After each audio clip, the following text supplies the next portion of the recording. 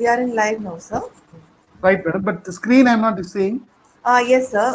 I will just let the participants are joining, sir. Fine. So Because I think I will just major. introduce you and then I will share the screen from my side. Okay, so I'll have almost full screen, right? Yes, sir. Right, madam. You can go ahead. Yes, sir. So, very good afternoon to all the participants, and we are happy to welcome you all for day 2, session 2, about data science, applied AI, artificial intelligence perspective. And we are happy and honored to welcome our guest speaker today, Dr. B. Sivachelvan, Assistant Professor, Department of Computer Science and Engineering, IIIT DNM, Kanjipuram. Our speaker has completed his Bachelor of Engineering in Computer Science at Bardiyar University and MTech in Computer Science and Engineering at IIT Madras and PhD in Computer Science and Engineering at NIT Trichy. And Sir has teaching experience in Assistant College of Engineering for more than 1 year and Sri Venkateswara College of Engineering for more than 4 years. And now he is currently working as Assistant Professor in Computer Science Department in IIIT DNM, Kanchipuram.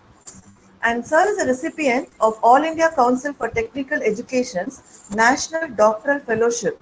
So, only 50 scholars out in India have been selected for the scheme by MHRD. And he is also the recipient of All India Council for Technical Education's Early Faculty Induction Program Fellowship in the year 2000, in the year 1999. And he is also sponsored by Department of Science and Technology and Council for Scientific and Industrial Research, New Delhi, to present paper at the 20th Canadian Conference on Artificial Intelligence. And his research interests are knowledge and data engineering, data structures in computer science, data science, and artificial intelligence. And now we are honored to welcome you, sir, and I hand over the session to sir. Over to you, sir. Thank you, ma'am. Yes, sir. Now I will share the screen, sir. Yes. Yeah, I'm able. Yeah, I'm able to see the screen, madam. Okay, sir. Yeah. So a very good afternoon to all. So I think with the starting introduction given by madam, I will quickly get on to the topic of interest today, right? So the session's topic, or the session is topic as applied AI, a data science application perspective, right? And just to quickly give you an overview or an agenda of what is the next 1.5 hours of likely content that you are likely to get it, right? So this is more of an application perspective of AI, specifically concentrating on data science as an emerging area or trend, right? So just the bottom quote, if you look at, I'm actually pointing it with my mouse, right? I think this is a famous quote by Deming, much before data mining, data science, all those terminologies evolved. It says, "In God we trust, all others must bring data." Right? So this is basically has been exploited extensively by the marketing and business community, just to highlight the fact that money is important for them. But as data scientists, or in today's world, right? Trust in God is fine, but finally everybody should have the, or this is basically conveying the importance of data in today's world or reality, right? So I'm moving on to my slide. I think with the introduction madam has given, I'll skip this slide, but I think if you're interested in seeing my data path or overview, you possibly can have a look at the PPT or my institute website. So getting on to the topic of interest, right? So before I step on to the detailed discussions of data science and applications flair, right? I felt it pertinent to make this differentiation right at the start, right? Madam, is my mouse pointer visible, madam? Fine. I think it should be visible. Can you move the mouse pointer, sir? Yeah, I'm actually pointing at the text in the PPT. Is it visible? No, sir. Oh, fine. Then okay. Then because I think when we upload, the mouse pointer may not be. That's not an issue, madam. Okay, sir. So the first slide, in fact, the focus of mine will be on differentiating these three terms. I think what you see left, right, and center used today: artificial intelligence, ML, and data science, right? And there is a lot of overlap in the way people interpret, right? There is some misconception in the way they see or the way they differentiate each. So I felt it pertinent to go through this differentiation first, and then get on to the applications flare, which is the focus of today's session. Right? So artificial intelligence is actually the base set or the mother of all other terminologies which you hear, right? So, and there is also this misconception, misconception that ML is much more powerful, or there are in fact materials which suggest that ML is actually a superset of AI, which is not the case, right? So that is why I'm interested in differentiating this, right? If you look at the Venn diagram there, the outermost circle, or the I think I'm talking about the purple colored circle, right? So the outermost circle is named AI, right? So artificial intelligence basically can be viewed as an area which focuses on learning from data one has, and what's the purpose of learning from data to make future decisions, right? So you can term it as the technique which learns from. Now what does it learn? I think that we'll get in slowly, right? So it learns from data with the objective of making decisions in the future, right? Another way of looking at it, or to be more specific, it can be viewed as an area which is actually trying to train computers, or teach computers, train computers to do things which actually human beings do better, right? So that is why, right, the term artificial word comes in there, right? So can I mimic the human intelligence artificially by the system, right? So that's, and what do we mean intelligence? Applying the data we have in our mind, apply using our knowledge which we have gathered as a human being over the period of years, right, in real time situations. Hence, right, this notion of AI, right? So I hope the notion of AI is clear, where the objective is to learn from data and use the knowledge to make decisions in the future, right? I think these terms of knowledge, right, data mining, they're all used interspersed. At least my presumption of the focus is by the end of this slide, at least those three terms, data analytics, data science, data mining, right, such terminology should be clear by the next 1 or 2 slides, right? So I'm done with AI, right? So try to mimic the human intelligence by the system, right? And then there is also this term which you hear, machine learning, right? Machine learning is also, there is some amount of learning happening there as well, right? So it uses experience. Now, why did I say learning? I think this part of my sentence, if you see, right? So it learns from data, right? Then what's the difference should be the question which is disturbing everybody, right? So this is learning, but what it learns from data is specifically referred as the training data, right? So ML solutions, ML applications, they do learn from what we call as training data if you have, or straight away go for testing, right? So specific techniques will come later, right? So I hope I'm clear, right? So machine learning, it learns from specific domain data, as we call, right? So let's say it is a let's say your telecommunication industry, your cell phone subscribers company, right? They are interested in some AI to be used there. AI in the sense, some amount of predictions they're interested in, let's say, right?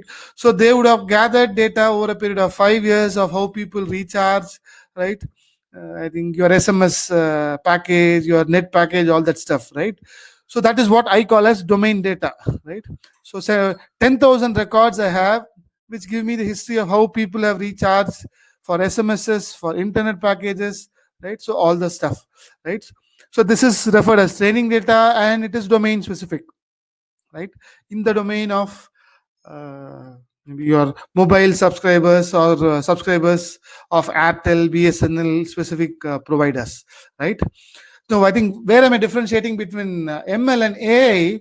ML learns, or ML is about learning from such domain specific data. And what does it learn? It learns patterns, right? So I think there is a subtle difference between the word pattern and knowledge, which most probably people are interspersing, overlapping, all that stuff, right? So, but at least I prefer in differentiating between the words pattern and knowledge, right? So what ML can do is only observe for specific patterns from a specific domain data, right? And what's the objective of learning this? Use it to predict in what we call as test scenarios, right? So let's say there is a new customer joining to Airtel, right? So what should be the package subscriptions given to him, or package SMSs that is to be sent to him, right? So that is what we call as test database or test scenario, right? I hope I'm clear, right? So ML, at least there is a clear differentiation between training data and testing data, right? And I think you can have an unsupervised mechanism as well. I'll get in there later, right? But what's the curse of ML if you are to view it that way? Somewhere it gets tied down to a specified domain, right? So the patterns you mine or the patterns you extract, patterns you learn are over a specified domain data set. So if your test data set is somewhat similar to or is what resembling the domain scenario, ML is successful, right? But what if in case I get a test record which is drastically different, right? So let's say, I think just to connect with the cell phone example itself, right? So let's say your learning has happened over cell phone subscribers, all that stuff, right? And suddenly, let's say I have 5 new customer records which I have who have used only BSNL landline over the years, right?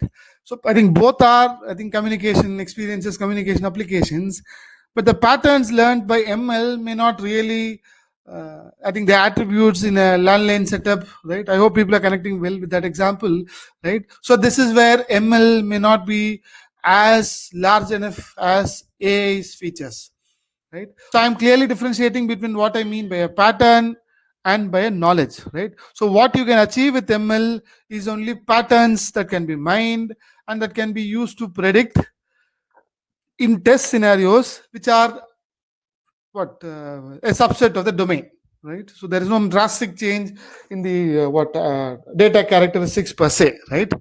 So if you look at the next sentence I have in my slide, it says AI uses experiences, right, to learn skills and to apply in new environments. I think that word environments is very important, right? Entirely new domains I'm coming across, right? AI is much more powerful there, right? And it also does optimally, right? So AI is about applying the skills I learn. Learning is happening in AI as well, right? But or I'll put it this way, right? ML is learning patterns. AI learns the knowledge behind the patterns, right? So this is even one more of higher layer of abstraction, right? So what are those key characteristics in the patterns which can possibly applied in varied domains, which may not be possible with a ML setup, right? I hope this, at least by now, by the end of this slide, people should be clear in the differentiation between the words of knowledge and a pattern, A versus ML, right? ML is, I think I'll put it this way, ML is restrictive to a specified domain. A is much more generic in its prediction capabilities. I'm not saying ML does not work. I think most often your ML applications itself will do the case for you, right? But the real mother of all this is artificial intelligence, which actually focuses on learning the knowledge behind the patterns that have been learned by your subsets, right? So I think you look at the Venn diagram again, the purple one. So the outermost one is AI, to say that that's the highest layer of abstraction, right? ML is a subset of AI. I think I've defined ML clearly, right? So ML is a subset of AI. You can view it that way. And I think these days, I think this is a joke we hear or we share, right? Everybody on earth is now a deep learning expert, right? So the learning has really went deep, right? I think what's the essence of it? Deep learning is a more specified domain under ML, which focuses on or which taps the power of neural networks, right? It is actually possible in ML itself, but I think the number of layers in a neural network, the hidden layers, I think what they call CNN, right, all that stuff. Deep learning, you can view it as a subset of ML, right? It is a very specific case under ML, which focuses on the power of neural networks. But high computational speed, all that stuff is exploited to make accurate predictions, right? So I hope this purple circle is clear. AI or deep learning is a subset of ML which is a subset of AI, right? And the other half, right? I think at the intersection of both is what I'm pitching as data science. If you look at the yellow portion of the circle, right? So you will have techniques from statistics, visualization. EDA is actually referred as exploratory data analysis, right?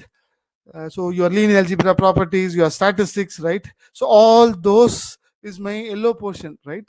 Data science is actually a merger between all of this. Merger in the sense it taps the power of all of them, right? AI, ML, deep learning, and then your statistics, right? All that stuff. And then we have this larger picture of data science, right?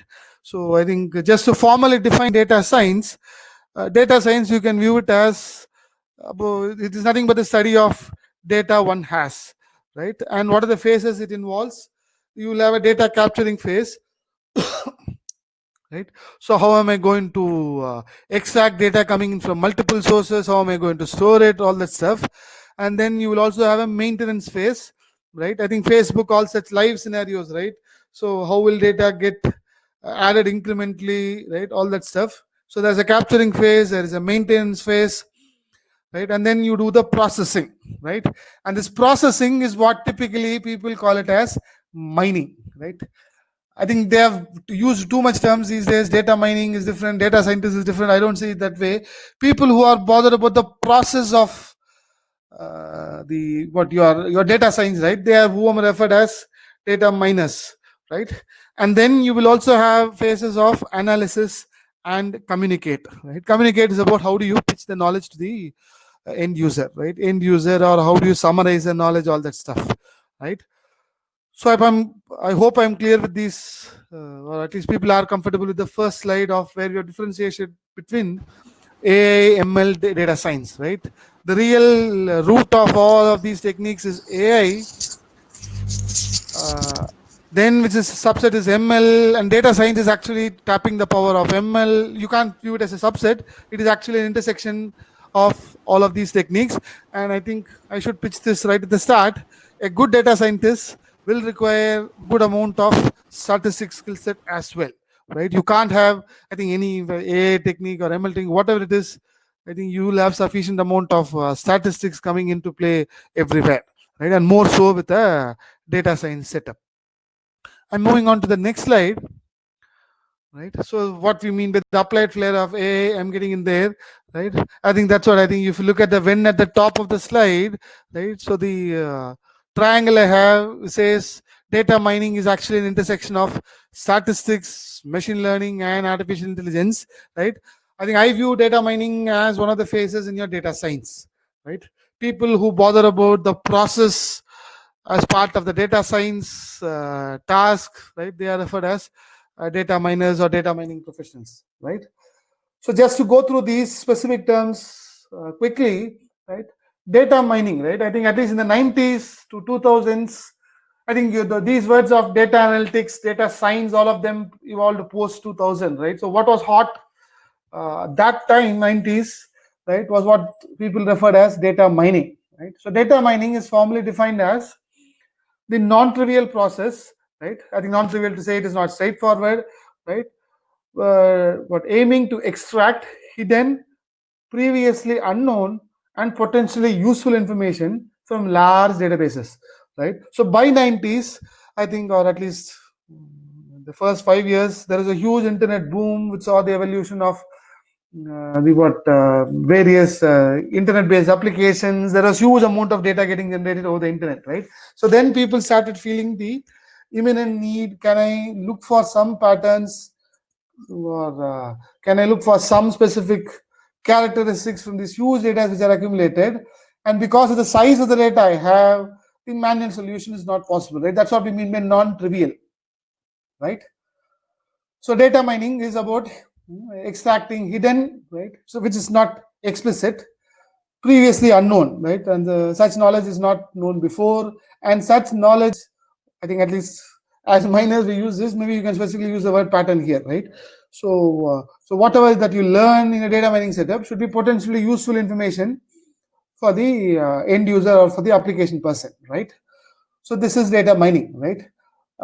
Just to differentiate it from DBMS, right? I think all of you have possibly taught courses on DBMS, right? At least this fundamental difference should be sinking in much right at the start itself, right? A DBMS system, I typically view it as an information retrieval system, right? You can only give out what you explicitly have stored in the data set, right? Or you can put it this way: what a DBMS system, what an IR system, right, can give out is what is explicitly stored in the data, right? That is the difference between a data mining setup and a database management setup, right? What a mining setup can give is something hidden, something implicit, something which is not explicitly available in the data set. But DBMS is about summarizing, right? Or what list out, I think queries which you write, list out all people with age less than 30, right? This is all about giving out information, fine, agreed, but then only what which you already have, right? So these things are not hidden in the data, it is explicitly stored in the database, right? So again, data mining, that's, I think, the flower basis I have, I think that set is actually indicatory of the techniques which will be borrowed or used heavily in data mining, statistics, AI, ML, databases from a point of what efficient storage, indexing, all that stuff, right? So I hope people are now clear with these three terms of AI, ML, data science, and also this difference between data mining versus DBMS, right? So I think then the next green colored word of data analytics, right? These days people are using interchangeably, right? But a data analytics is more from a statistical analysis viewpoint of a data, right? So process the data one has and what statistical analysis can be performed over the data to make some conclusions, right? And I think there is a wrong trend or assumption these days that any data I have, it should be subject to ML, right? Or even, let's say, a more technical person will go for an AI. Not necessarily the case, right? There is enough amount of analysis techniques, or which is what I call the statistical part, right? So there are enough amount of techniques in statistics.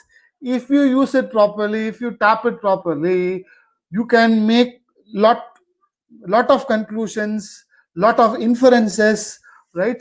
Even from the data you have, just by using what analysis techniques, what typically we call it as analytics, right? I think the question that should be disturbing is what is the need for data analytics, or why should I use analysis when I have the power of AI, ML in the form of a data mining or data science setup, right? So those algorithms to run, right? So for example, your deep learning engines to run, they take a hell lot of time, right? Training time is huge, all that stuff. But if you can do the or arrive at conclusions, understand the data better using analytics itself, right? I think there ends the matter there, right? In fact, first doing a data analytics, or what I think the precise word is preferred is data analysis, and I think they also clubbed it with storage issues, right? And then given this term of a big data, right? So that's why it came as data analytics, right? Or a data analysis followed by your other science which techniques which you discussed before, right? So in general, right, I think what we recommend students is you possibly do a good amount of data analysis first, right? And then looking at knowledge or patterns can be a later phase, but at least this is just to pitch the power of statistics, right? If possible, I think I hope people are understanding what I mean by statistics part, right? Let's say I have performance of students in my course on data mining, 100 students test marks I have, right? You can do some amount of mining, fine, agreed, but there are enough statistical thing, like you can plot it as a histogram to see the trend, right? There is also this, I don't know how many of you have heard of this, there is a plot called as box plots, right? If not, maybe you can go and search, right? I think this is just one or two I'm listing, right? These are what we call as descriptive statistics, right? So statistical techniques, statistical representations, which help me in better describing the data I have, right? I think I have not listed it as descriptive, right? But you can note down the word, right? Maybe I will send it in the chat.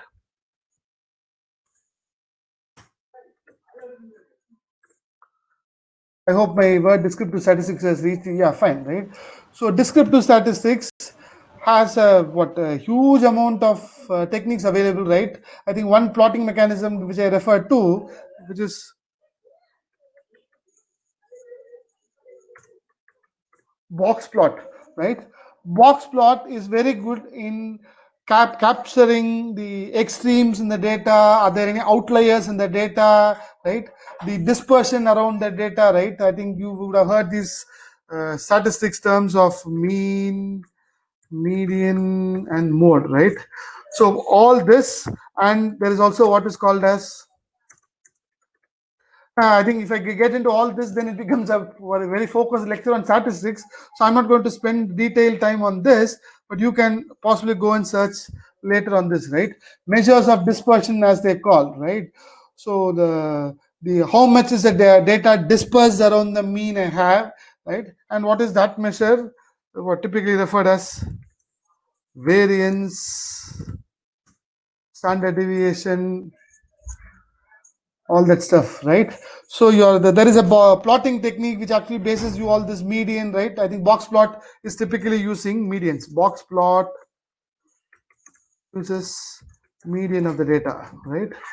Just I think you should have some applications in the internet, right, which will generate a box plot for you given the data set. Then you'll possibly appreciate the power of box plot, right?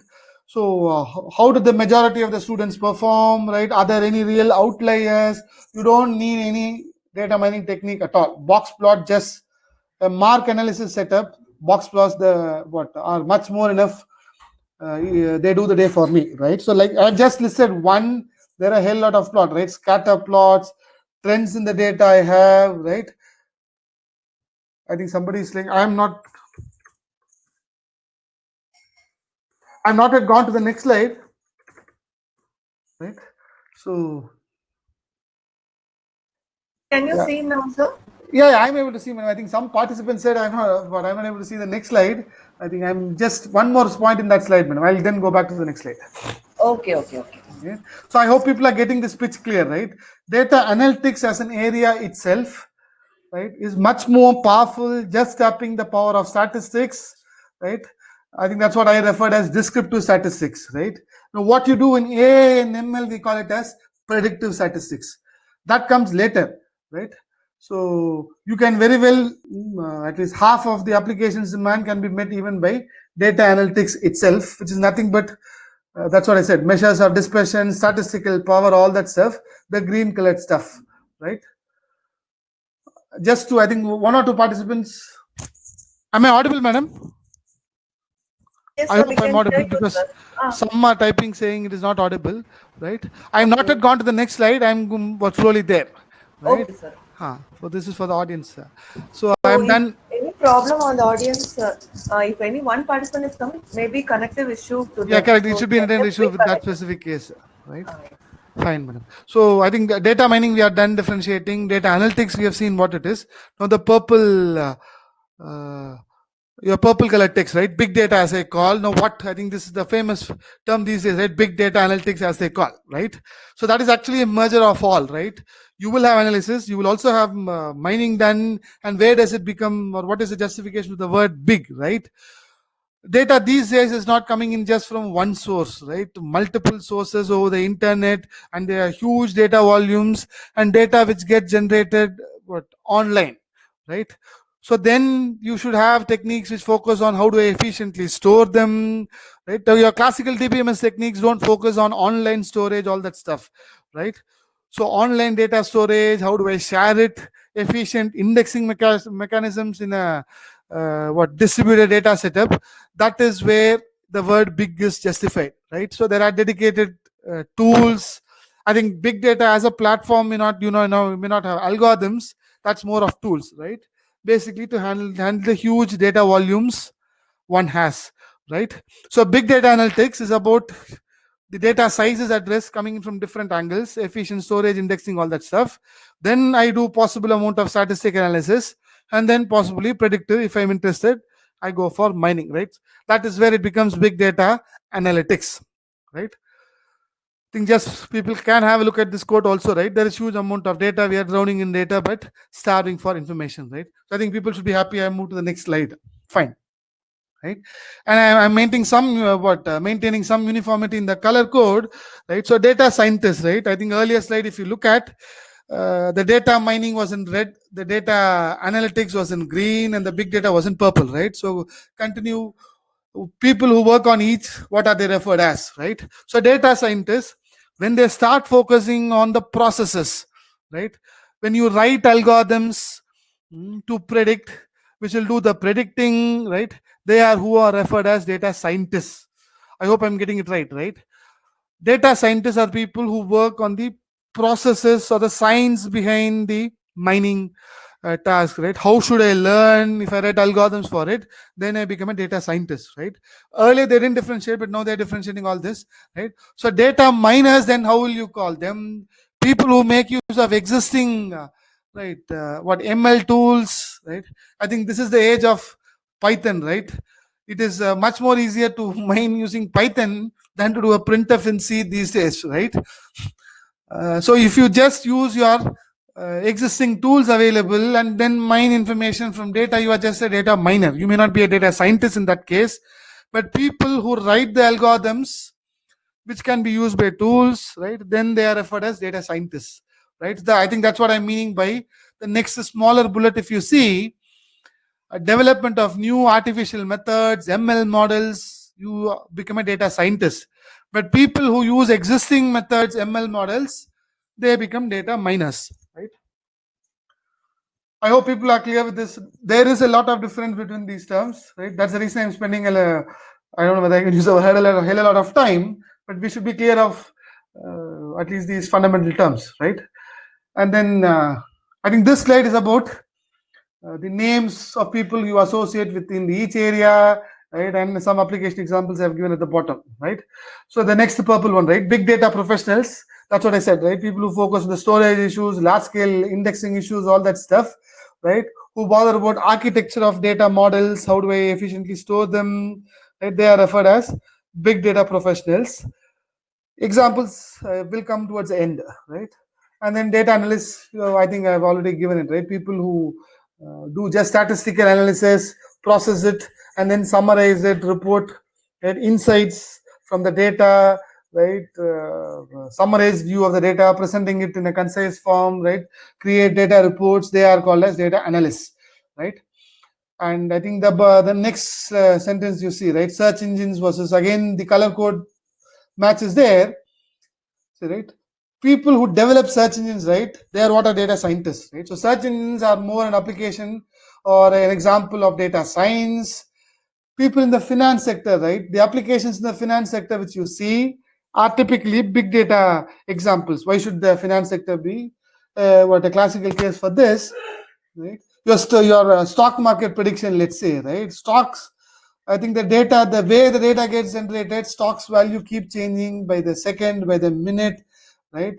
I hope people are getting it, right? Let's say even one stock of SBI, the banking sector stocks, let's say we are interested in, right?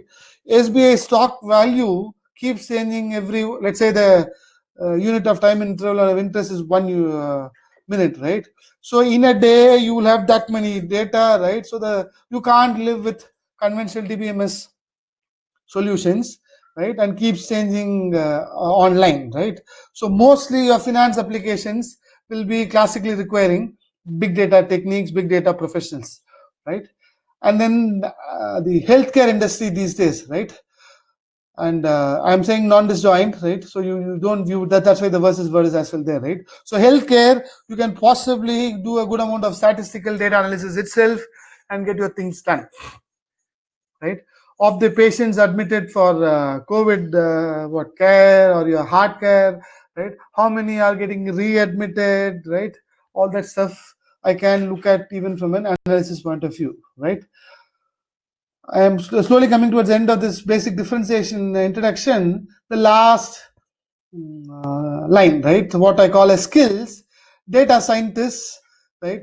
Will need all MLA, Python, where you develop algorithms, all that stuff, right?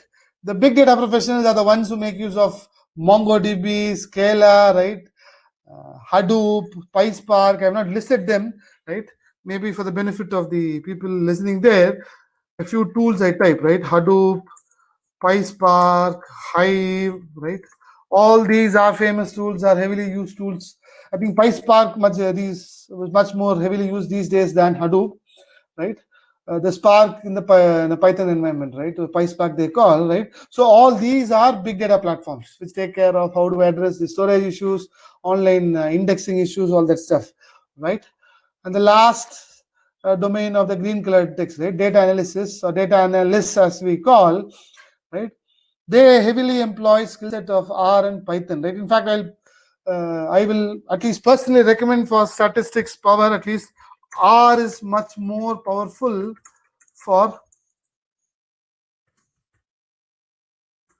statistical analysis, right? You can, I'm not saying Python you can't do statistical analysis, you can do, but R evolved much earlier than Python. Python is much more powerful from the ML tools, AI tools, all that stuff, right? But R also supports equally as well. But if you look at the real differentiating power between them, R is classically powerful from a pure statistical angle. Python is more powerful from an ML and an AI angle, right?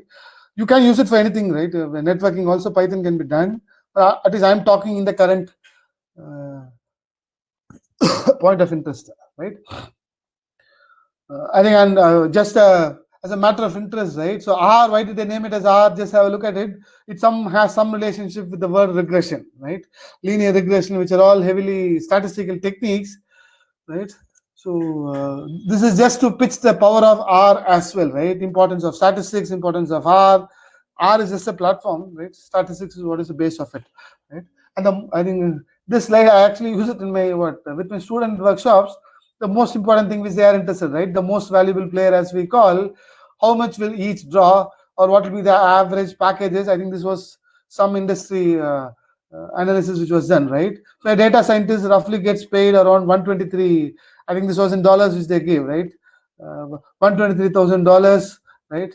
Annual or monthly, you go and check, right? I think dollars, whichever is the practical amount or pragmatic amount, work it out. But eventually, the summary is the data scientists are much more in demand. There are lesser number of data scientists compared to big data professionals, and there are even more lesser number of big data professionals compared to my data analysts. We'll put it that way, right? Rather than looking at the money perspective, right?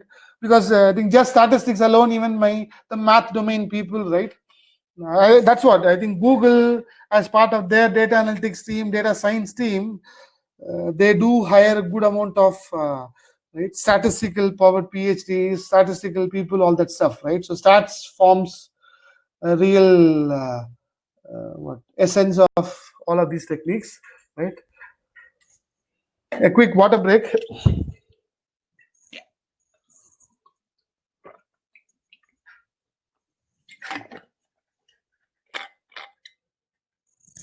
Right, so I hope now people are clear with these terms, right?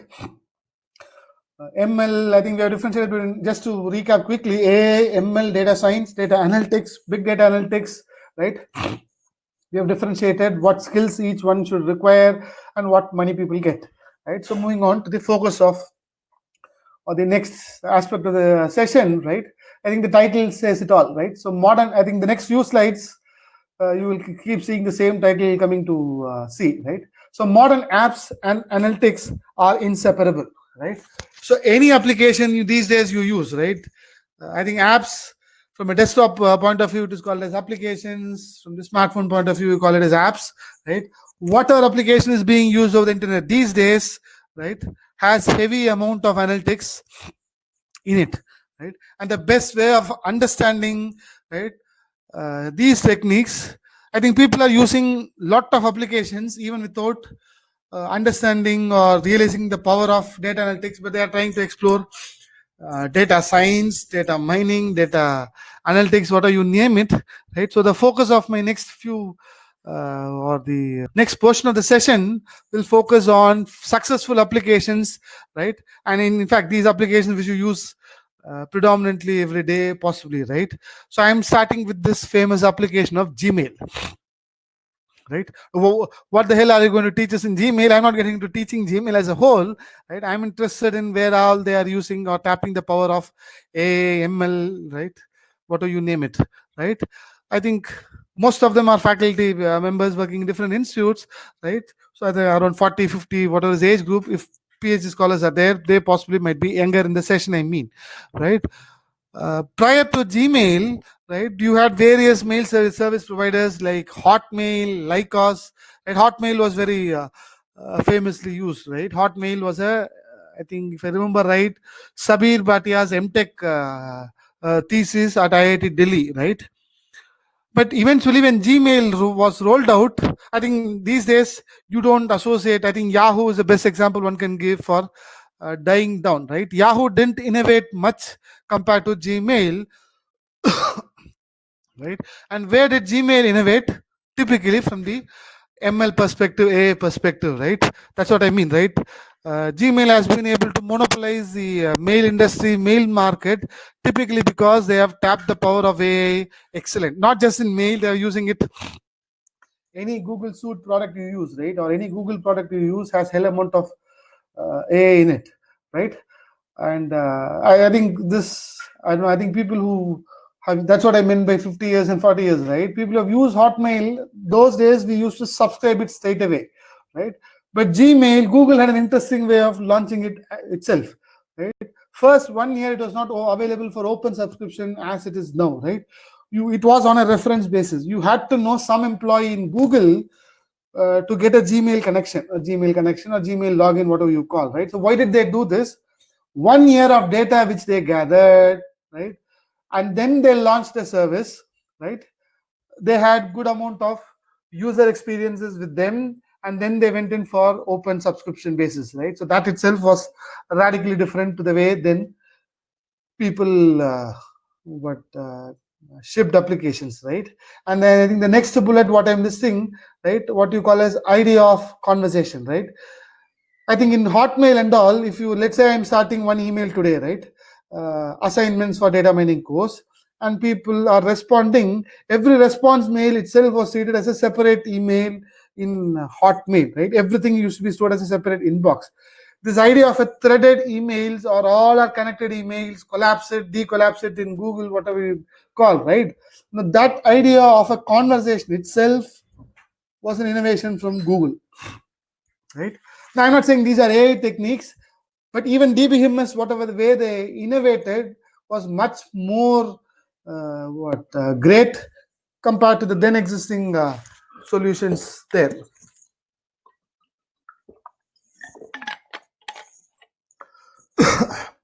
Sorry for the pause. Right now, I'm moving on to the precise applications in Google or use cases, as you call, of Google, of analytics techniques, right? I think people have seen this feature in Google or Gmail, right, of what we call a spammer or spam identification, right? Certain emails which are sent by a robo, or they are marketing emails which are not of interest, right? I think it's basically a filtering strategy, right? So mails which come into my inbox or mails which come into a specific user ID, right? Should they be treated as valid emails, or are they genuine person emails, or are they marketing emails or bot emails or something of that sort, right? So the spam identification, right, is nothing but the data mining technique of what we call as data classification, right? Just to quickly throw there, right? I think at least in this case, every email, what are you interested in? Emails which a user gets can eventually be grouped or categorized as belonging to two possible classes. It's a regular email or a spam email, right? So there are two classes of interest: regular email, spam email, or what we typically call as a binary classifier, right? So your spam identification is a case of, I think I'm repeating it, the spam feature in Gmail which you use is nothing but data classification, right? I think each Gmail account's spam behavior, spam identifying behavior can be slightly different. How are they doing it? They're learning from the data, right? Your mails which you have come, you report it as spam, right? You see a button in Google Gmail which says report as spam, right? So that is actually learning happening, right?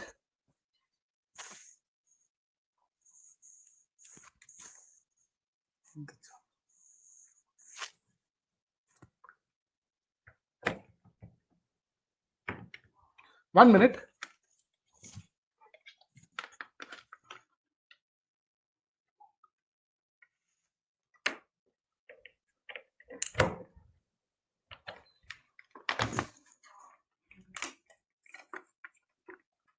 I'm sorry for the break. 1 minute.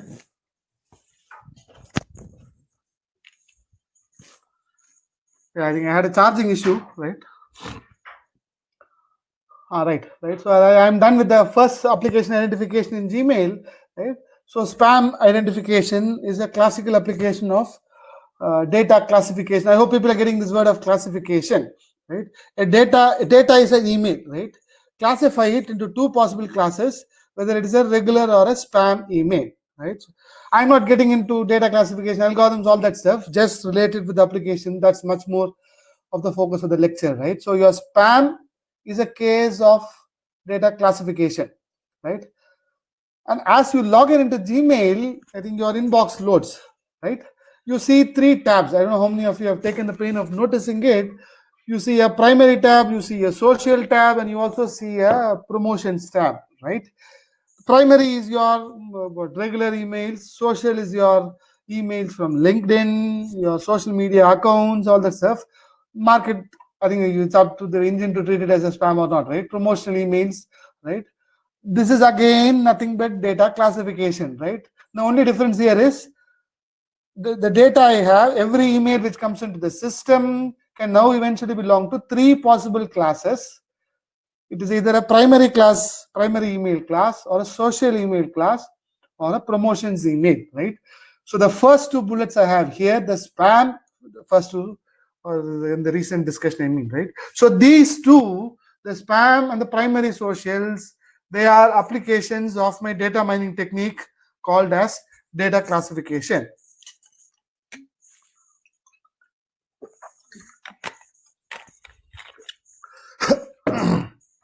Right?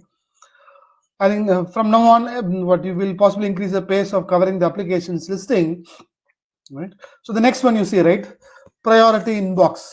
Now, why am I taking up Gmail? I think we are using it. I think possibly logging into it, at least these days of what a lockdown, all that stuff, work from home. Possibly you are logging in 10, 15 times. There are, I'm not saying all, but we possibly don't relate every feature specifically, right? So the next aspect of priority inbox in Gmail, right? What does it do? I think what most important emails, right? So that's what you guys call as priority emails, right? Your inbox itself, you have an even more smaller subset of it, or a prioritized versions of the emails which I get, right? That's what they call as priority inbox. This is nothing. Now, how can an automated engine prioritize my emails? It looks for some patterns which are frequently occurring, right? I think in data mining literature, we call it as data science literature, we call it as frequent pattern mining, right? Now, what is this frequent pattern mining? I think I'm typing it for the benefit of the right. Frequent pattern mining, right, is an area, is a phase of, I'm typing it in short, ARM stands for associations rules mining, right? Or maybe to expand it.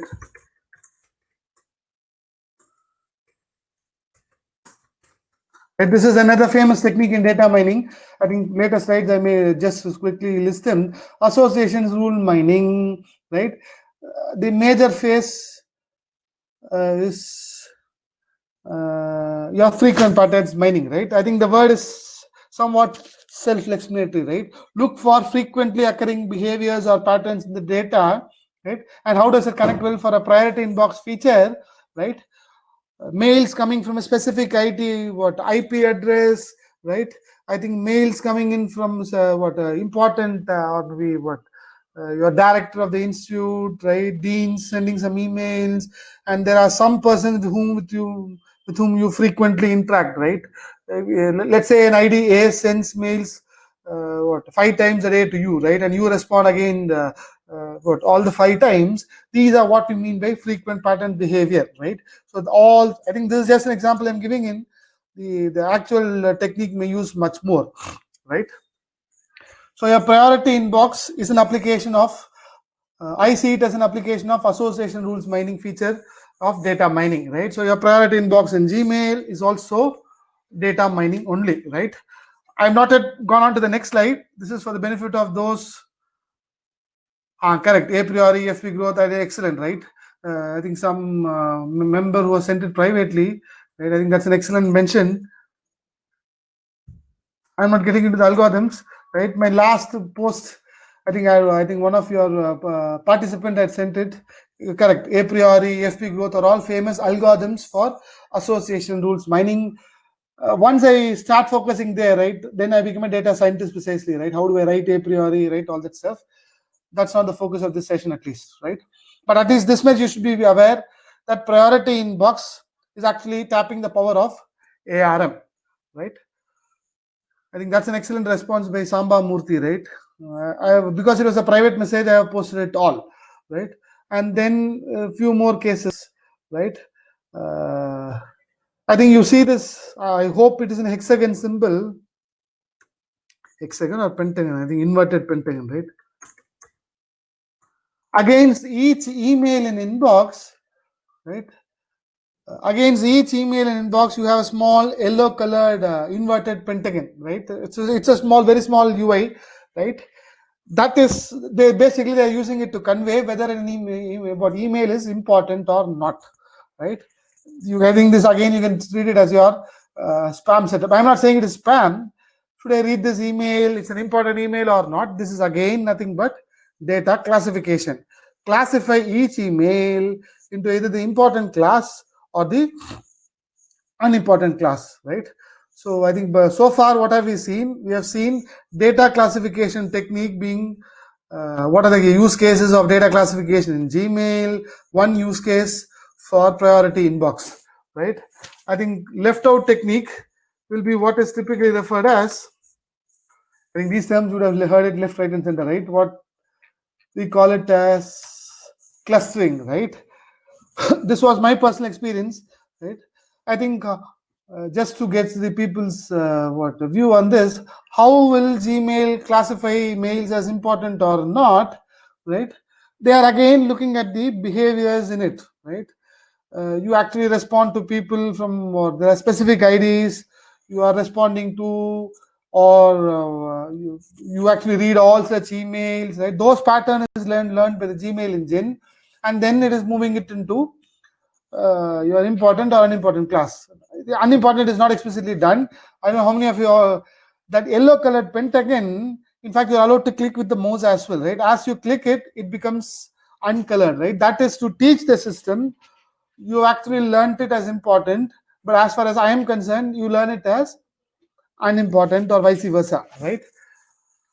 But at least this much should sink in, right? Gmail has enough amount of classification learning happening to do a spam, to do a primary social tabbing, and also to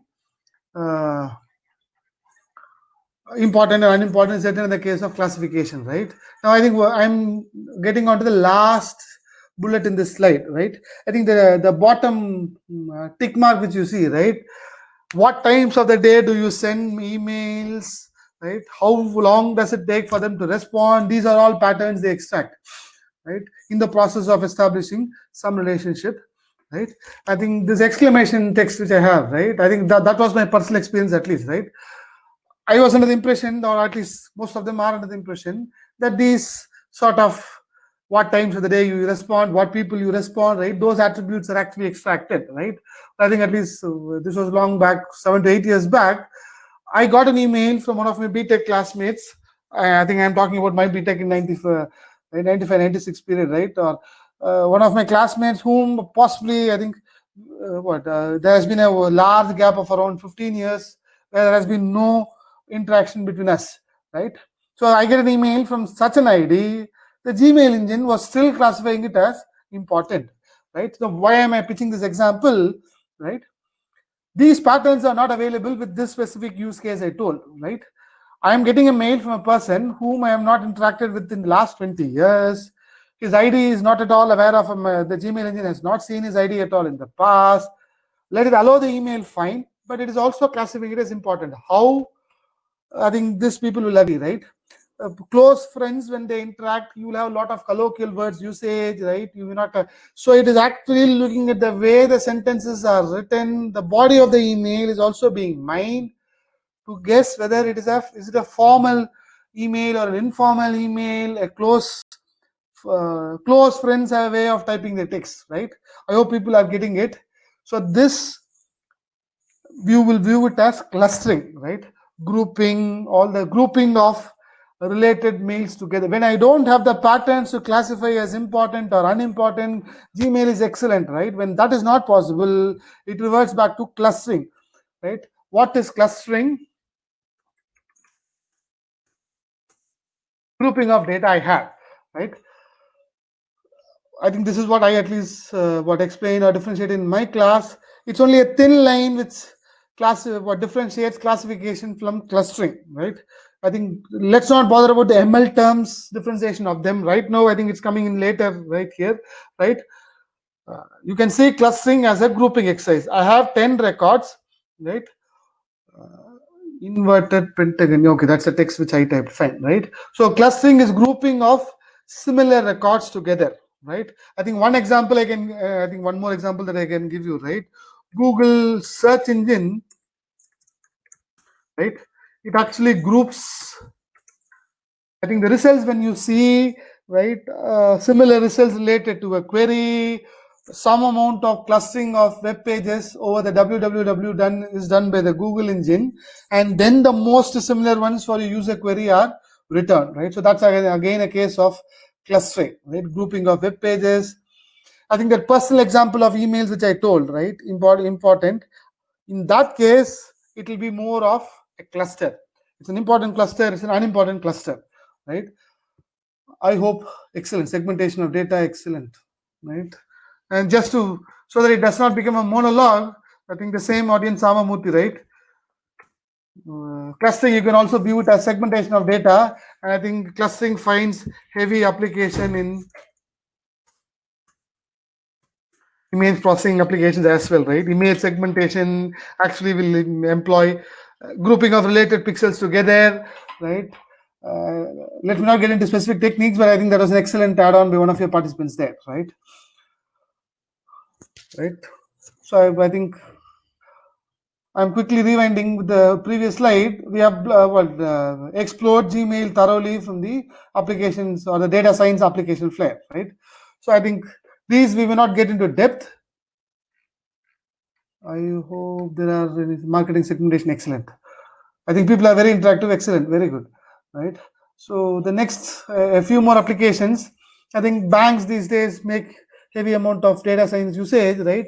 Loans which are to be given, right? So is this customer risk prone or not? Should a loan be lent out to him or not? Right? That's called as loan risk classification, which is again classification, right? I think you can have possibly see it as 3 risks, right? Low risk, medium risk, high risk customer, right? So I may possibly decide to give loans to a medium risk and a low risk customer as opposed to a high risk customer, right? Or what is called as customer retention, right? I think this customer retention is what is your cell phone companies are exploiting, right? People who read or who frequently send SMSs, their SMS charge subscription will be 10 paise per SMS, whereas people who rarely use SMS, right, their package rates are slightly different, right?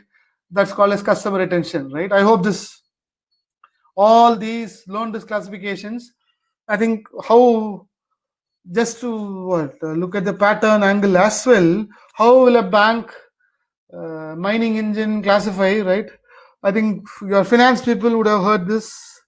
I think there's something called as a CIBIL score. If I am spelling it wrong, maybe you find it out. There is something, a score in the financial sector which actually evaluates the worthiness or the net worthiness of an individual, right? Your banking history, your loan repayment history, right? So all that stuff, right? Amount of credit you take, how quickly you settle it, right? All such data, they will be interrelated, some patterns mined, and then used to classify whether he can be given a futuristic loan or not, right? I'm not saying it is being done in the COVID state. I think at least banks are mandated to be much more generous these days, but typically some amount of analytics is happening there as well, right? I think one more case, and this is the next, I'm typing it just to highlight where I am because my mouse pointer is not visible, right? The next application area called as outlier analysis, right? You can view outlier. I think, can you connect it to my recent mention? Outlier is almost an exact opposite of what you called in clustering, right? Group related records together, whatever record or whatever data point that does not belong to any one of these clusters or groups, right? It is markedly outside, right? that is referred as an outlier, right? So something which is not exhibiting a common trend pertaining to each cluster, right, is referred as outlier, right? Now, why are you highlighting this as an area? There are some applications where even outliers may be of interest, right? Your security surveillance setup, your finance setup itself, right? The example I'm highlighting here, the fraudulent card analysis, right? I think people are getting the term, I hope, right? I think, can I predict whether a debit card or a credit card is it being used in a fraudulent fashion, right? So what is the pattern there? When I think as a valid user or as a regular user of your debit card, you would have conveyed some pattern of withdrawal or deposit to your bank, right? I withdraw normally 10,000 per week or in the range of 10,000 to 20,000 4 times in a month. Some patterns will be learned. But if somebody has got hold of a credit card in a fraudulent fashion, you hotlist it, that's fine, right? So in between, let's say he is actually doing a debit of 60,000, let's assume, or 50,000, whatever is a cap, right? How can the system, in fact, straight away detect it is an outlier? That's where this, like that 50,000 withdrawal has never what that pattern has never been shown by the regular user or by that card owner, so the system predicts him as a fraudulent user, right? So I think these days there are a lot of checks and balances, right? You get a I think what is it called as a pin for every transaction that you do to your phone, so that even though you have lost the card, the phone also cannot be along with the the phone and the card cannot be the same fraudulent person, but then fraudulent card analysis is a case of outlier mining. This is again another application, right?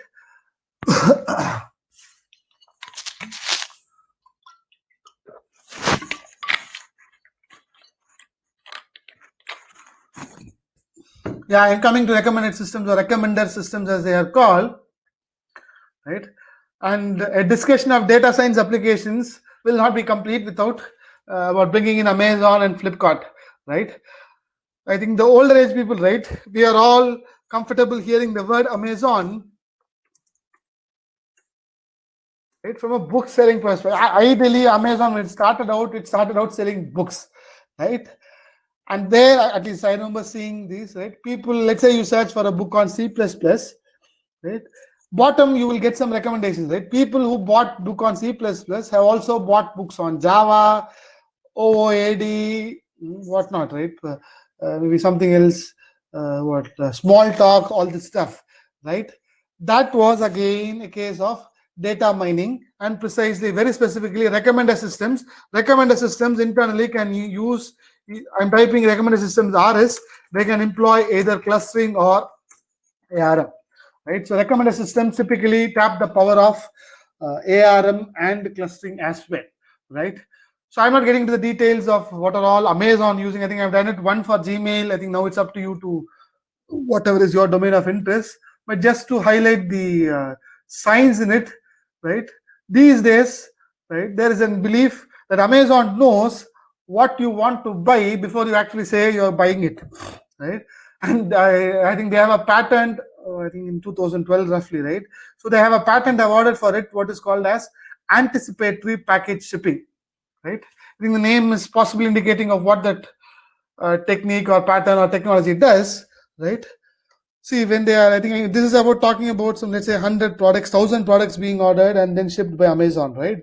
They don't load a product onto the truck, or they don't market for shipping after you're ordering there, right? They do some amount of prediction, right? And the product is already there in the truck, right? En route, when you do this click of yes, buy a smartphone or buy something, right? So at that time, that's what they call as anticipatory package shipping, right? So a purchase is actually anticipated, and then that package or product is shipped, right? So the shipping is not actually happening post your ordering. It is there, but maybe your label is not there. That's it, right? So the explicit shipping happens after you click it. But then I think they use a lot of destination, remember what your geographics, all that stuff, right? I think the book example I have covered, right? I think just to give, I don't know whether it is good to list out in these times of COVID, right? Uber and Ola, right? You book a taxi. I think people used to see these messages in the earlier days. I mean 3 months before, right?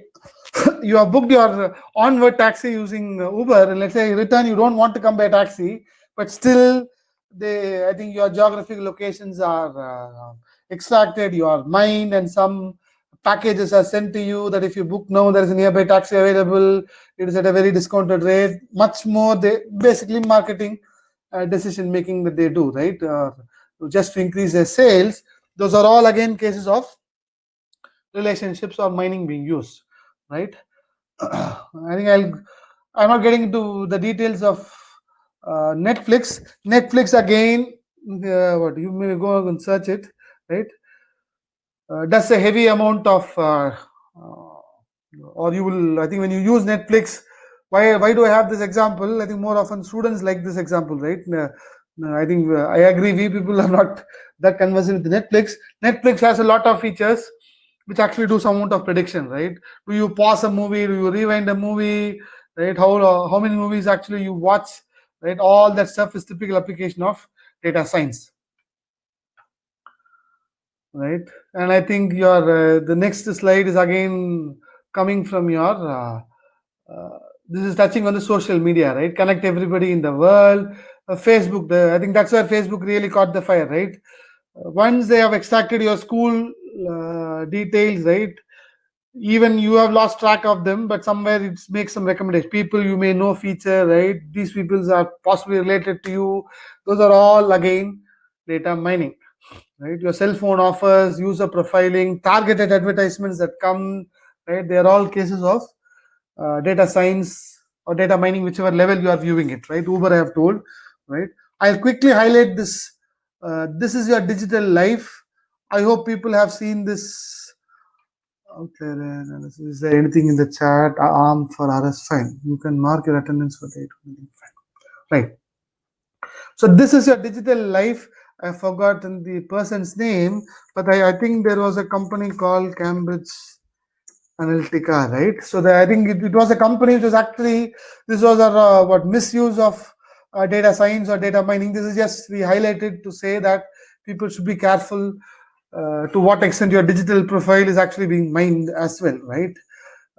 They actually, I think there was finally a conclusion to the US elections at that time, and to some extent the Indian elections as well, right? The Facebook data of user profiles was mined, and some amount of tweeting later or posting, whatever you call, right, was heavily done targeting specific users to vote in a specific way. Eventually the conclusion was people were influenced by the targeting they did, right? So this is, and why is this a case of misuse? They didn't explicitly say that they're going to use the data for this, right? So they said it is a digital life survey, right, or something that people unknowingly gave. They said we will do the survey, and it looked like it was just a survey, but much more of your Facebook data was actually, I think, I hope people have seen this. I think the US Senate grilled your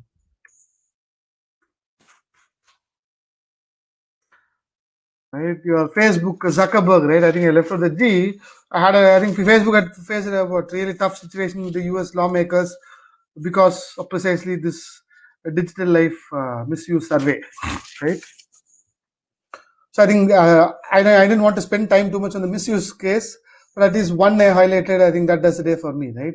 So healthcare, right, also finds it. And I'm now on the PV point. I'm typing it so that people notice it. My mouse pointer is not feedbacking there, right? So PV stands for pharmacovigilance, right? ADR stands for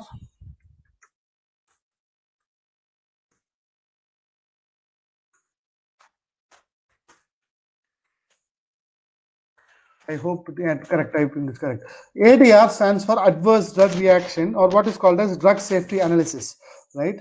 I think when a drug is launched in the market, right, I think the Indian authority is called as DGCI, and the FDA or something, right? DGCA is the Indian what Drug Controller General of India, right? And FDA is a US version of it, Federal Drug Authority or agency, something, right? So what they do or their task is when a drug is launched in the market, drug I mean as in the right sense of a tablet, right? A tablet or an injection, whatever it is, right? I think people are nowadays bothered about a COVID vaccine, COVID tablet, what is it called? Remdesivir, Flavipivir, or Fibofapi, or tablets which have been approved very recently, right? So when they launch a drug in the market, they are the typical older earlier day practice was they will do what is called as a clinical trial, right? I think I'm sorry about the spellings because I'm typing fast, not to waste time there, right? So clinical trials are conducted. I think those days there were detailed clinical trials, first phase on animals to see the fatality rate or the side effects rate, all that stuff, and then eventually a clinical trial with a volunteering population, all that stuff, right? So all this was done, and then maybe they take a call whether the drug can be launched in the market or not, right? But in this period of time, right, damage could have occurred, right? Now, what are I think I'm this PV as an area, this ADR as an area is nothing but using data science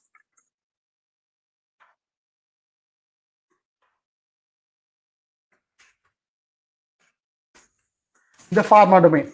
The drug data I have, right, chemical structures, chemical components, some interpersonal relationship is there, right? So this domain, they are coming up with lot of data mining solutions, data science techniques, where even before a clinical trial happens, based on the history of the previous patients, report previous patients, fatality, whatever you call, right? I think I can't teach PV in full in one session. I think my objective is to expose to a wide variety of domains, right? So data mining when done over the pharma domain is what is typically called as pharmacovigilance, right? And to sum it up, right, you can't have a better mining product than the human brain.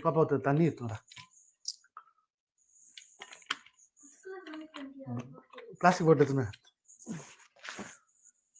right? So I think the way we apply knowledge learned in different scenarios, we learn quickly, we adapt our learned knowledge quickly. That is where, right, system what it can do is only artificial. The human intelligence is much more. You can't have what systems automating everything, right, as a human being does. At least that's the way I view it. Right. So I think this is typically people who are bothered about the technical part of it, right, not the application flair on the science side of things, right? So what are all the phases involved in a data mining setup, right? And in fact, I'll type the sources, right? Ann and Camber, Ullman, right? These are all good references for data mining, right? I think people should have heard these terms somewhere, right? I think my last slide will focus on personality, so there we'll talk on that right? So data mining, they say you can also, I think the term itself, the literature views it as a misnomer, right? Misnomer to say, actually it is not a proper term to use. Why do they call it that way? What do you mine out?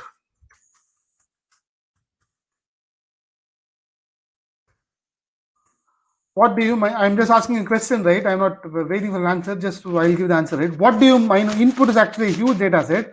What do you mine out is actually a pattern if you are viewing it as an ML, or if you are viewing it as an AI, right? Knowledge. Right? So what is being mined is knowledge, but not data, right? So ideally they should have called it knowledge mining or pattern mining, but they have done it with some purpose to say the importance is on the data, right? The mining as a process is required only because of the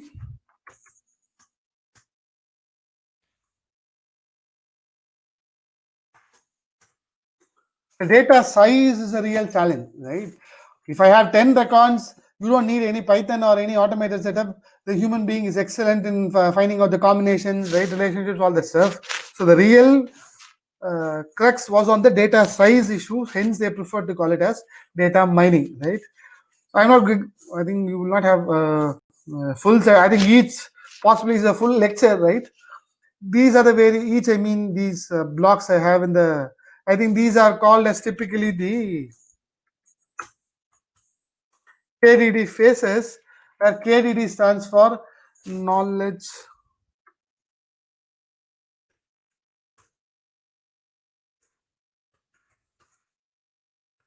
right. I think you had another word for data mining as well, right? Knowledge discovery in databases, right? So where was I? Right. Okay. These phases, right? So data mining is only one phase, right? I think people, you can't actually call it KDD as equal to data mining. Data mining is one phase of KDD, right? So there are basic techniques, or what we call as data pre-processing techniques. Why do I need pre-processing? The data may not be clean, the data may be corrupted, right? All that stuff. So some amount of pre-processing you do, so that I will have proper data to mine, right? I think just to quickly give you an example for why cleaning is required. Let's say I have student data where, or an employee database data I have, where some age of employees is negative, right? So values are not populated at all, salaries are negative. Those are all data entry errors, right? So I should not mine it straight away. Then the time of the system resources wasted, the learning time may be huge, right? And the patterns length may also be wrong, right? So you need cleaning, right, to eliminate noise, to eliminate duplicate records, to eliminate missing value scenario, null value scenario, all that stuff, right? Integration, data can come from multiple sources. I need to merge it together and then mine. Selection, I'm talking on the next aspect of a data selection, right? Not all the data I have will have a role to play in the mining task.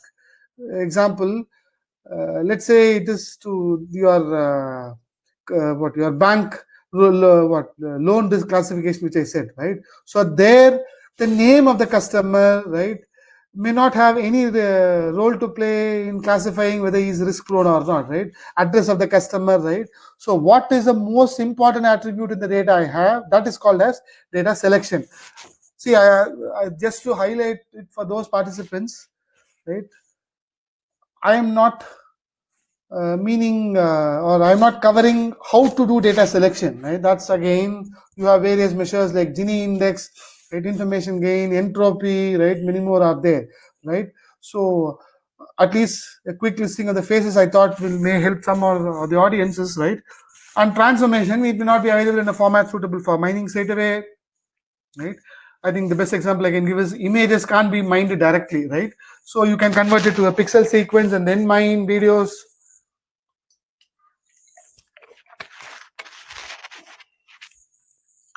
Yeah, I think just to be frank enough, I think I've possibly exceeded the brief or the time limit. I'll quickly wind up another 10 minutes maximum, right? I think where the delay was possibly due to the parallel typing also, which I did. I'm sorry for because I understand, right? 1.5 hours. I think psychologically people are, the attention span, you can't have it as 1.5 hours, but at least in a virtual session, I think those psychologies can change. I'm quickly winding up. I think this is for those participants who are restless, fine, right? So this is where you, as a data mining professional, you develop algorithms, you become a data scientist, right? And is a pattern interesting or not, right? What you mine, you may mine 1,000 rules, right? But which rule is important? Some of the rules may be unimportant, so that's a separate area called as pattern evaluation. I'll quickly type some terms: support, confidence, lift, leverage,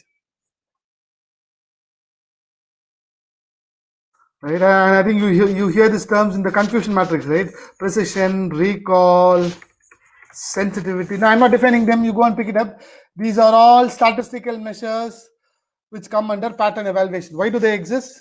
Can I evaluate a pattern, whether it is useful or not, whether it is interesting or not, all that stuff, right? And then last step is the UI half, right? How do I present it in a concise form? So I'll skip this slide. This is where I think we have seen all, right? This I have related with the application flare, right? So multimedia data mining is when you do the data mining over text, audio, or video, right? Data mining in initial days, right, was much more working on relational databases where there was some structure in it, right? But with the evolution of internet, there is huge amount of text. It's all mixture, right? In your Facebook, there is video, there is image, there is also text, right? So I think then came, I think 2000 to 2000 later period, right? Before data science caught up the trend. After 2000, multimedia data mining, right? Evolved, right? Which was the focus was on how do I tune the data mining algorithms for multimedia data, right? I think people should not bother about what is the difference, why is an area required. It was required because multimedia data are characterized by either spatial or temporal data characteristics. I sent that keyword in the chat, right? Images are spatially governed, video is temporally governed. So my then existing mining algorithms were not suitable, right? So people had to work on it. So then MDM came, right? So I think, yeah, I'm almost done, right?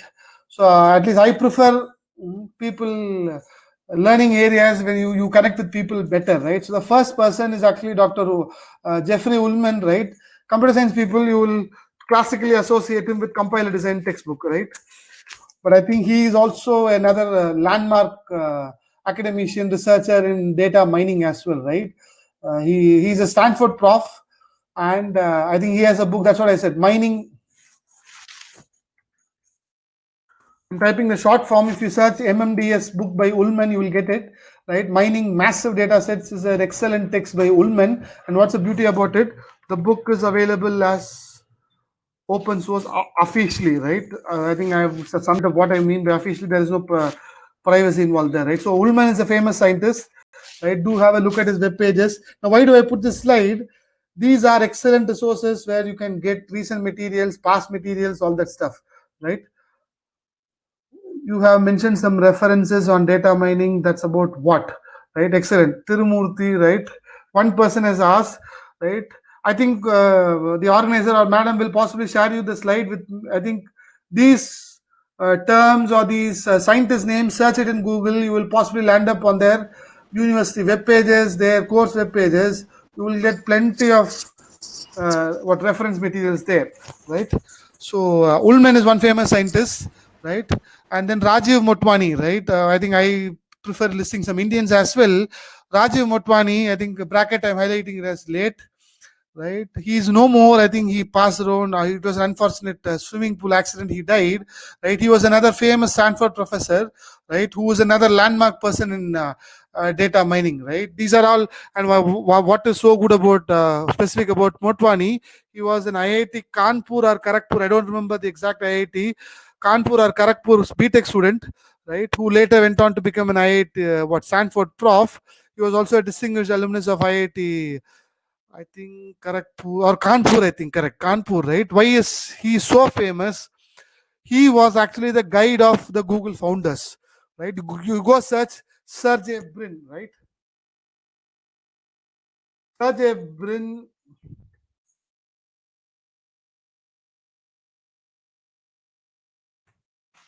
Sergey Brin and Larry Page. I'm just typing the short form. You go and search it. These two people are actually students at Stanford universities who are guided by Motwani, right? And just go and read I think when Motwani passed away, the memoir they wrote, right? The remembrance they wrote, the Google founders, I think they summed it up in one line, which to summarize its importance. When you use a piece of technology these days, they meant their own Google site. They said there is every chance that you're making use of some technique left over by Motwani, right? Just read that memoir. I'm not recalling the exact quote they used. I think that sums up the importance of Rajiv Motwani as a person in data science, right? And then the next scientist is Jivai Han. That's what the textbook I meant, right? He is a UIUC professor, again a landmark person, right? Who invented FP growth algorithm. Some audience mentioned, right? So that was a contribution from that team, right? I'm winding up in another 5 to 8 minutes, right? So I think once you get the slide, hopefully the chat messages you get it, right? You either search on them on these names or look at this specific slide, go search in Google, you will get papers by them. I think you can't have better. Check your site. Host connection seems couldn't connect properly. I hope I am at least visible to the major audience. Sir? Yes, madam. Yes, sir. Yes, sir. Actually, it is visible only, sir. No problem from your side. Fine, I'm winding up. I think because some of the audiences are restless, right? I'm sorry No for the problem. extension because I had to type it, right? Some amount of time is getting lost in the typing also, right? I'm sorry for the stretch, right? Another famous scientist is Dr. Sanguteva Rajasekaran, right? I think he is another Indian who was an MSc from IISc those days, right? He was an IIS alumnus who is now University of Connecticut professor, right? I think he has again made landmark contributions in data mining. But I don't know how many of you people who have taught data structures, right? They would have heard this word or textbook of Horowitz and Sahani, right? There is one more author in that sequence, Horowitz, Sahani, and Rajasekaran, right? This is the same Rajasekaran. He is now very famous for data mining, data science contributions, right? So have a look at his web pages as well, right? And now for the industry-friendly audience, right? Larry Page and Sergey Brin, right? Google founders, right? And another Professor Kirti Ramamirtham, right? He is another famous professor from IIT Bombay, right? I think his courses on DBMS are very famous. Data mining, he is a landmark person in Indian academia, right? He is another famous or a stalwart in data mining, right? And typically you associate Professor Kirti Ramamirtham with this conference, right? I have sent it in the chat. PLDB, right? Very large databases. It's an excellent conference, I think, running in the 40th or the 5th, I don't know exact edition. You go and search, right? He was instrumental in bringing that conference to India. I think I'm not meaning it in any other conference context.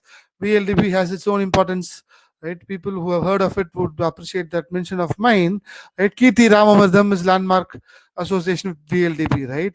And then there's a priori people, right? A priori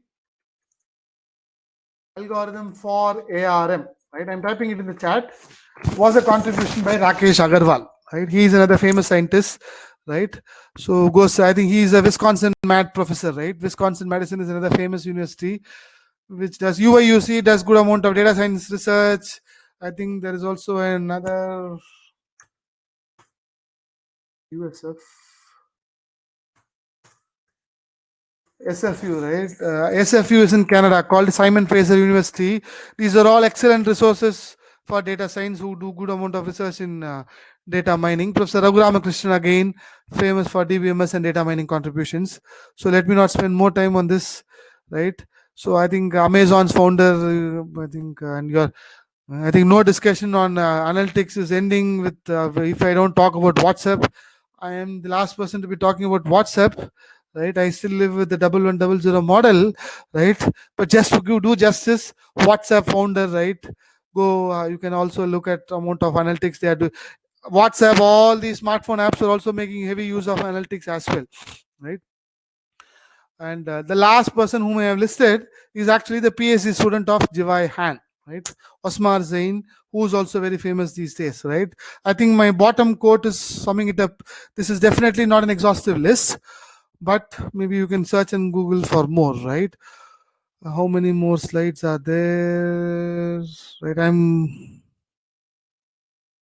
just two more slides. I think I will have, right? 3:30 was the time limit I had. So quickly to, right? So what do our team of students, of researchers, and all those stuff people do, right? I think I don't want to drag it on too much, right? So at least one group of students and PhD students are working on what we call as social media data, right? Fake news detection models for uh, your social media tweets. I think fake news detection is an really emerging trend in the current social media domain, right? We are actually trying to exploit the power of user behavior, user psychology, and data mining to predict fake news, right? So there is one team which works on fake news models.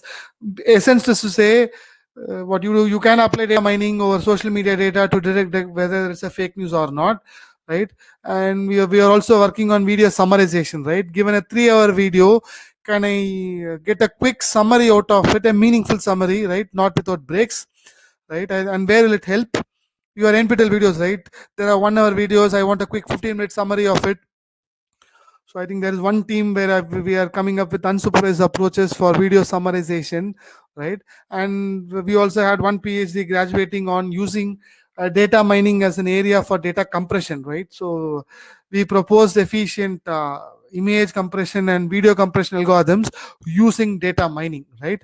I think for that, I will ask you to.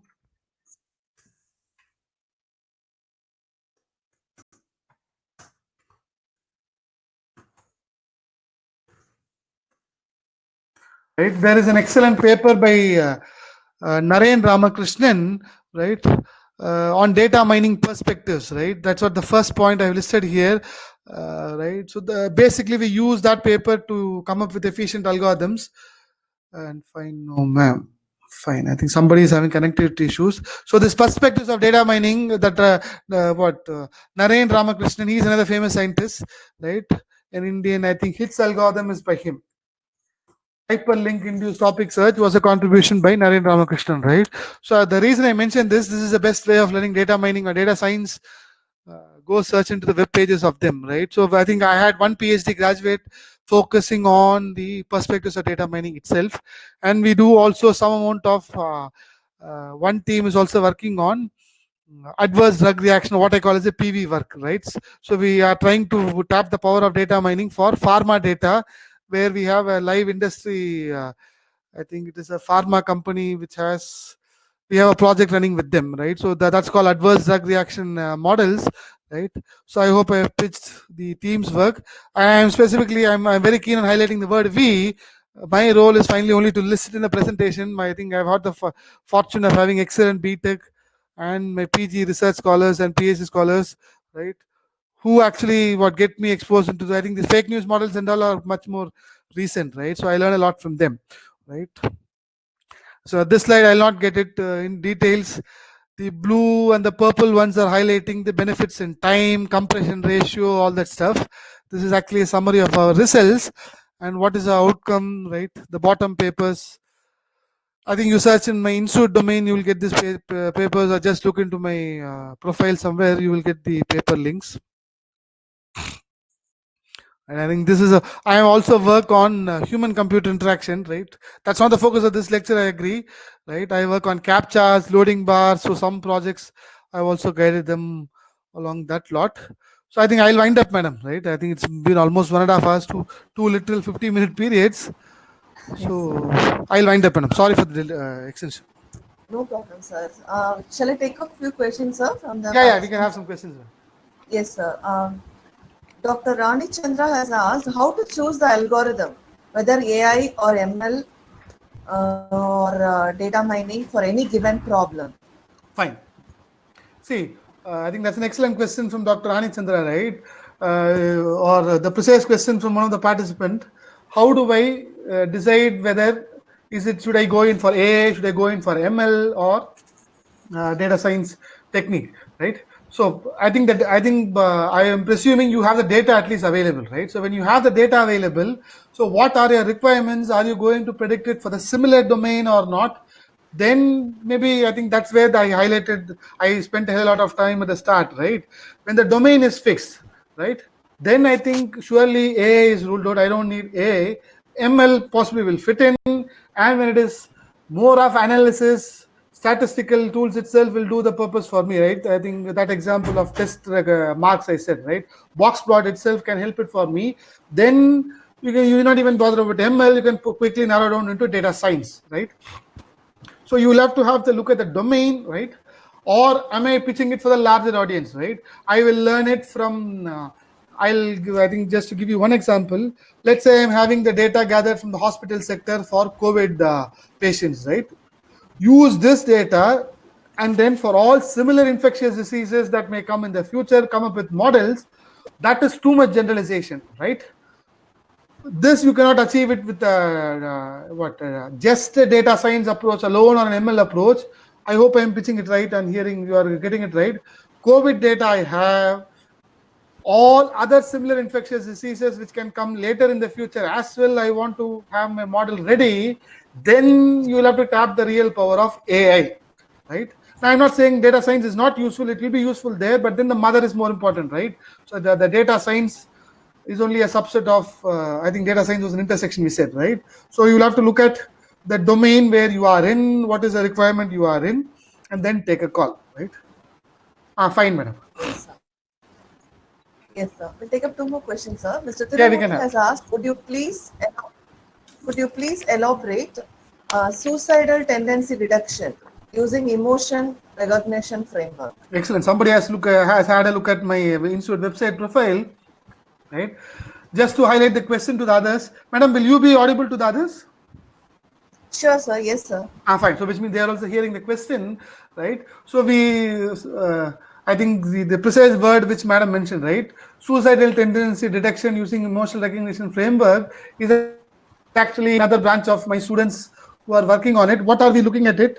Basically, I think this is the age of smartphone, right? Students are more on smartphone and Facebook than anywhere else, right? So, can I record or can I, based on the images I get from the smartphone usage, Facebook usage, right? Images, videos, whatever it is, right? Can I do? There is some good amount of emotion prediction itself you do, right? So the way the image, the person's image looks like, right? So what are we interested in? We are trying to come up with an ML model which actually predicts whether. So basically, I am working with student data, but it can be pitched to any domain. Is he likely to be prone for suicidal tendencies? Right? We can do, right? Is he emotion recognition is an area, right, in image processing, in video processing, right, which classifies an image or a video as either a sad, happy emotion, right? So what are we working on there? Excellent. I think he has to have a look at my team projects, right? So basically, we are trying to come up with an ML model which predicts. We have used ARM techniques, all that stuff, to predict suicidal tendency among student data, right? Not using their personal data, but using images, and we are also connecting with their social media profiles, right? The tweets which they post recently, right? I think that will become text analytics. Right? So whether it is a positive sentiment tweet, right? Why should I live on earth? I think even in the case of Sushant Singh Rajput, right? I think that one of his last Instagram posts, there was some amount of connection with his mother, right? I forgot the specific example to recall. Just have a look at it. People do give some leeways in their text they tweet, right? Now, I'm not saying we have a 100% accurate model. I think so somewhere our model has reached only 75% accuracy so far. That's one area of research we are working on. Thank you. Yes, sir. Thank you, I said, for that question. I am open for more questions. Okay, sir. We'll take up the last question, sir. Mr. Tirumurthy, sir, has again asked, what would be the scope of AI, artificial intelligence, without machine learning? Like, if you are not going for training the examples, so if that is not done, what is the scope of AI? See, I hope I'm presuming what he has in his mind right. Scope of AI, the way I see it, ML has evolved or ML has succeeded only because AI existed, right? As they become, see, I think the modern or the evolution, if you look at of human mankind, right, we have started having specific solutions for even specific persons, what customized for even each citizen on the earth. I think that's too much of an overstatement to make. I agree, but I view AI as generalization, and I view data science, data mining as a specialization, right? So you can't have any of them. They are actually borrowing some specific techniques from them for a specified setup, right? So if you want to, if I rephrase the question, because this is not a facial interaction, scope of AI, you don't have anything else existing without AI existing, right? But if you I am very clear, but if you want to have a really powerful AI model, then your issues are even more profound, right? The learning time will be huge because it should be working across the domains, right? Then your other issues come in, right?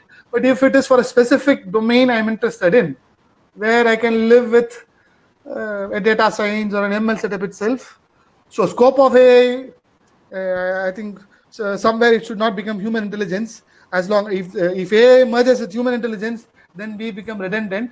As long as that is not happening, scope of AI is there. Yes, sir. His main doubt is like, other than learning from training examples, what may be the scope of AI? So we say like training examples. We are learning from the training examples, right? So if okay. I think maybe if he is maybe specific on the technical part of it, maybe if he is different, say maybe I'll type in supervised versus I think ML people, right? We do these terminologies between what are the types of learning. Generally, people call it a supervised and unsupervised. And then I think these days they also add semi and reinforcement learning, right? Semi-supervised and reinforcement learning. Let me not get into the specific terms, right? See, I think you call it a supervised when you have that restriction of a training data, right? That's what I said. Classification, right? They are all examples of supervised. Training data is mandatory, right? I don't have any past data. I have only one data over which I have to do some learning. You can still do some learning, and that is called as unsupervised learning, which is the case of your, I think my spelling is wrong in the chat box. Clustering is a case of unsupervised learning, right? So you can, unsupervised learning, you can't view it as AI, right? Unsupervised learning is still an area only under ML, right? ML has borrowed it from, or maybe specialized it from AI, right? So I see this, I think just to end my session with a mathematical term, right? People have heard this technique called mathematical induction in their +2 or 10th, right? You know, these days maybe even 6th standard, fine, right? So and where did they use it? To prove sum of n natural numbers is n into n plus 1 by 2, you use mathematical induction, right? What did you do? You proved that it is true for n equal to 1, and then you assume that it is true for n equal to k, and then you said you will prove for n equal to k plus 1, right? Where are you typing all these maths in a data science session, right? This n is equal to 1 is a very specific case, right? See, mathematical induction is about moving from specific to generic, right? You are moving from a specific state of n is equal to 1 to a very generic case of n is equal to k, right? In that way, you can even sum up my AI evolution, right?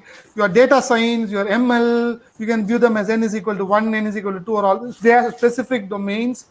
Then moving it to the higher abstraction or the highest abstraction is my n equal to k is for me AI. Yes, sir. Thank you very much, sir. On behalf of Chennai Institute of Technology, we thank you for spending your valuable time for us. Thank you, sir. Am I audible, madam? Yeah, thank you, madam. Yes. I hope at least the session has been useful for the participants. Sure, sir. Maybe later, time permitting, if you can, maybe you can share me the entire chat history, right? Sure, sir. Yes, sir. So that I have a digit, so that we learn from this. I think we see it as a learning experience. So if you can share me the chat history, that is one. And if a digital version of this recording is there, you can share me the link also. Yes, sir. So, thank you, madam. Thank you for giving me the opportunity. Yes, sir. We'll be uploading in our college YouTube channel. So I'll send the video link to you, sir. You can just chat with me, madam. Sure, sir. Sure. So that I learn it. So on the next session, I can answer some questions better. Okay, sir. Thank you. Thank you. Thank you. Bye. Yes, so, dear participants, I'll be mailing you as many participants requested. Like I'll mail you today, day 1 and day 2 session in the Google Drive link, so that I can update the future session slides and the materials, whatever the speakers are sharing. So I will just add to the same Drive link. Okay, so today I'll be sharing it through mail along with attendance link. The materials I'll be putting in the Drive link, and I'll be sharing that also. Thank you very much. And tomorrow's session, morning session will start by 10 a.m. and we will be having a session on visual data analytics with hands-on demo on Tableau, which is going to be taken by Mr. Sandeep Diddi from Jigsaw Academy. So he'll be taking about visual data analytics along with hands-on demo on Tableau too. And afternoon, 2 p.m., we are having a session on text and techniques, which is going to be handled by Dr. E. Shivashankar, Department of Computer Science Engineering, National Institute of Technology, NIT Trichy. So hope you will have the great session tomorrow. So kindly do attend the session, and the same registration link can be used for a morning and afternoon session for the forthcoming days.